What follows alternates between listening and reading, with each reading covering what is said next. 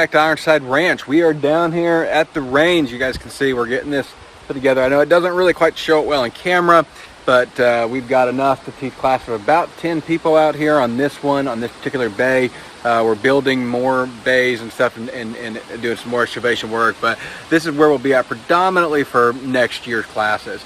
Now we got a little bit of grading left. You can see we got water standing, so we've got some grading left to do, and then we got to get some gravel down here to make it conducive for training. But TimberlineTacticalTraining.com is where we're doing everything for our training business, guys. So if y'all are looking for good firearms work and figuring out how to carry a defensive pistol, how to use a shotgun effectively, this is what we're doing this for, guys, to teach you guys this type of coursework. For those of you that don't know, this is what my background is in security operations. I was an infantry officer in the military. This is what I've done for a very, very long time. So anyways, what I want to talk about today and what I wanted to get into was the real estate market, what's going on. Y'all know we have several different businesses, right? So we have kind of our hands in lots of different things. We have our firearms training business, which kicks off in spring. We have our ranch here, which we don't do a ton of profit from. It just a little bit of income for us and helps us offset some of our food costs. And we enjoy it, and it's healthy for our land. But we're not full-time ranchers by any means. Where we make the majority of our money right now is in the real estate market. So Mandalin's been a licensed realtor for years. I'm a licensed home inspector. We have a property inspection business. I believe it's actually the largest business in Birmingham. And we have a number of inspectors around. We have some people in Montgomery as well. So we have a nice property inspection business going. So we have a front row seat to the real estate collapse that's going on right now, so to speak. And so I wanted to give you guys the bad news here and tell you what's going on. For those of you, there's people that are saying, well, not in my market, not here. Copy, I got it, but it's happening everywhere. It started in other markets and certainly fluctuated to Birmingham. We weren't getting hit while other markets were. We knew it was coming to us, so we've kind of been bracing for impact.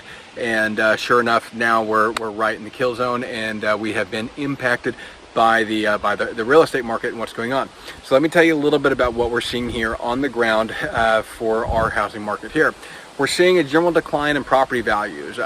Where my specific area, I'm seeing about a 10% decline in the Birmingham area. There are still a few areas that are getting multiple showings and multiple offers and are selling at list price. But for the most part, we're seeing about a 10% decline in the actual housing value, which is really interesting considering a lot of the national numbers don't show that yet. What we're also seeing is substantially less transactions. And what I mean by that is the amount of transactions that we anticipated, what we were seeing from the first, second, and third quarter going into the fourth quarter of this year. The fourth quarter of this year, we have taken a beat down. Our business is directly related to the amount of transactions, not the cost of the business, right? Because for us, the inspection value is going to be, whether it's a $100,000 house or a $600,000 house, doesn't make any difference. A little bit difference on price, but for the most part, it doesn't affect our business at all. What affects our business is the amount of real estate transactions on the market. And we're still waiting on the bar to release some numbers, and that's the Birmingham Area Association of Realtors. And once they release some numbers, I'll have a little bit more hard data on it. But what we're seeing is indicative of a pretty substantial problem with the real estate market. We're seeing drastically reduced numbers. And so what we had anticipated, the amount of inspections we had anticipated based on our growth and our trajectory path versus what we actually are doing and the amount of marketing that we're putting behind it is substantial. We're actually doing about the same amount of inspections that we did last year, which last year was a great market. The problem is that we've actually put more money into marketing in anticipation of a declining market, and so we put more money into marketing. Instead of getting that growth that we should have been seeing, about a 20% growth, we have stayed stagnant or even decreased a little bit, about 10% down, depending on which month you look at. So what we're seeing is a substantial hit on the real estate market and the overall amount of transactions that are being done. Now, what this means for you is that you have missed the prime selling season. So if you were selling your house, like I said, there are some areas where you may still be in that prime season. And if you're looking at listing, now is definitely the time. Call a good real estate agent and get your house on the market. But what we're seeing is we're going to see this kind of transition. Now, what I think is going to actually end up happening over the course of the next 30 years, the idea of you will own nothing and like it, I think that that's actually going to eventually come into play, but it's not going to come into play the way that people are thinking it is.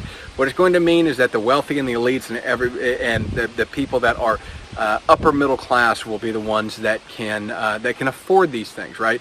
It's going to become harder and harder, I think, to get home loans. I don't think, or to actually own your home. Let me put it that way.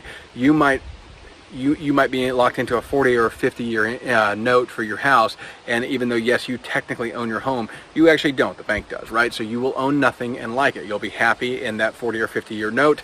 The fact of the matter is most people don't pay off a 30-year note, certainly not early. I think it's about 2% paid off early. Most people just kind of keep refinancing it and rolling it along. And so I want to own my home, so we pay ours off like we owe money to the mafia until we hit this market. And once we hit this market, we refinance at the beginning. We got our interest rate really low, really low, and said, okay, our money is better spent elsewhere. So we're kind of just standing off on that. We're paying the minimum payment right now. Up until then, we've paid double or even sometimes triple what the minimum payment was to get our house paid down. But we're not looking at that. We're not in the same market that we were 2 years ago. So I want you guys to keep that in mind. Keep in mind, what do I need to do to actually be successful?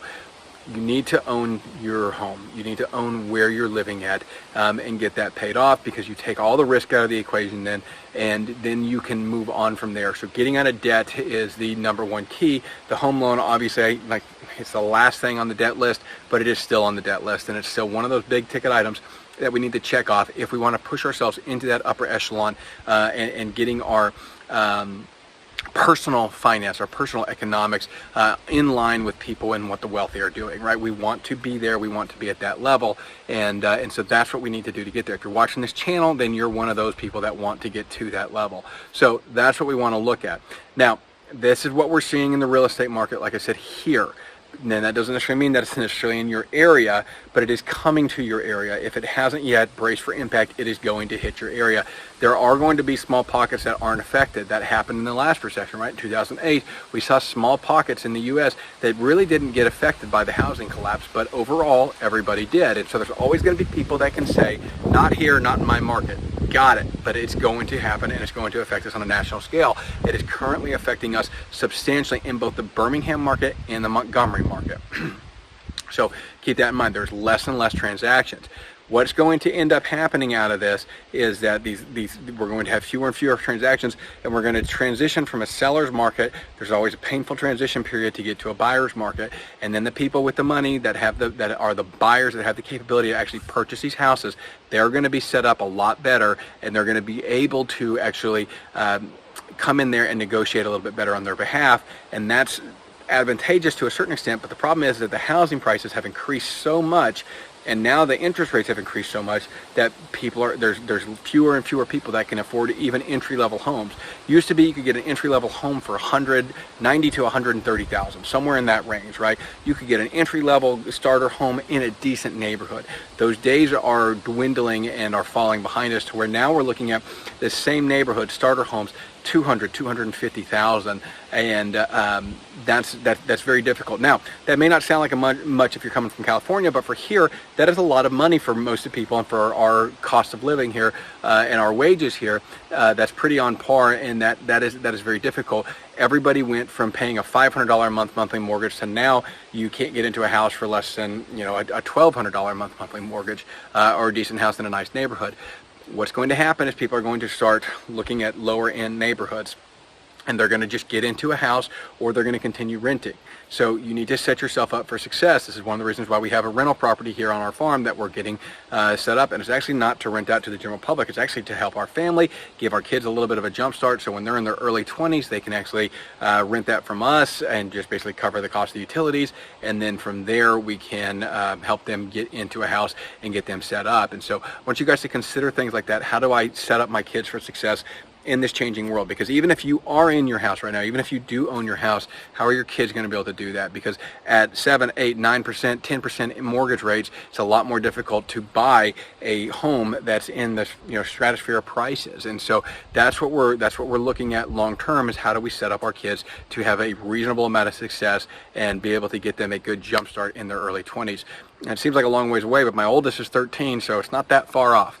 So I want you guys to keep that stuff in mind and figure out how can I set up my kids for success beyond setting up yourself for success. So this is what I believe it was Solomon. I think it's Proverbs, but I can't remember now which one it is, where he talks about setting up an inheritance for your children's children, right? And that's what we want to be able to set up. We want to set up something that we can bless several generations beyond us. So we're not going to be the wealthiest generation. The generation past us, if we've raised our children right, should be wealthier than us, and that's what our goal is to make sure that our kids are better successful, more successful and better set up than we are. That's what you should be looking at too. So this is where the housing market is going, guys. It is transitioning. Like I said, it's going to transition to a buyer's market. It's going to be a little bit different buyer's market because we're transitioning to numbers that we saw in the 1970s. But on top of that, we saw a massive increase in the cost of housing. And that is what's causing it to be to where you will own nothing and like it. That's true. They're going to be able to accomplish that. They're not going to be able to accomplish that the way that people are afraid. Everybody thinks that the government's going to end up owning everything and all the housing. It's not going to be the case. The elites don't want to give up their private property ownership. What's going to happen is the government will own a lot of the housing.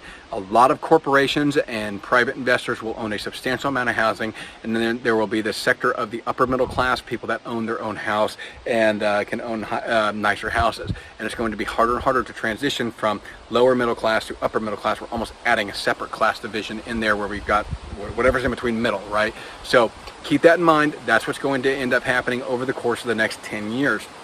It's not going to happen overnight, but this crash is happening right now as we speak. Anybody that says that we're not in a recession, that we're not in a housing crash, is not opening their eyes to what's going on around us. We've got 3 months left of the slow season, right? December, January, February. Those 3 months are going to be awful for anybody in real estate. Anybody that makes their living in real estate and gets their primary income from that, they're going to be hurting. And you've got to look at Kellogg versus Post cereal, right? Kellogg was successful in the 1920s. Post cereal was not. What did Kellogg do differently? The one thing that they did, Post cereal stopped their marketing. Kellogg ramped up their marketing, and they said it's a necessary risk right now. This is what we're doing with our businesses, and we're trying to ramp up our marketing. We're spending all the extra money that we have into marketing and trying to recession-proof our businesses as much as possible. We may not be successful at it. I'm hoping that we are. I think that we are on a good track to be, but this is why we're looking at different business avenues like this.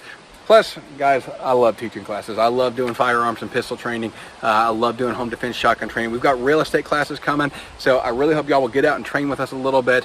We have a really, really killer curriculum here for 1- and 2-day classes, and really looking forward to doing some weapons training with you guys. We will get this range cleaned up before you guys come out and train with us. I promise you won't be training in this mud and muck. So we got a little bit more work to do here, but the excavation is done. 25-foot berm.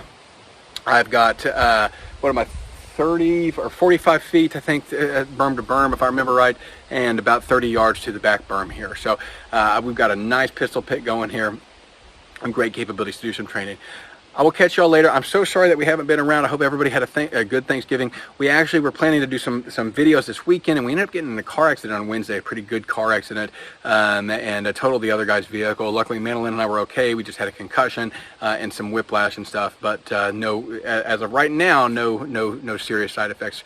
We did have to go to the doctor and get checked out real good. So that was how our Thanksgiving went. Hope y'all's was a lot better, and we will catch y'all later.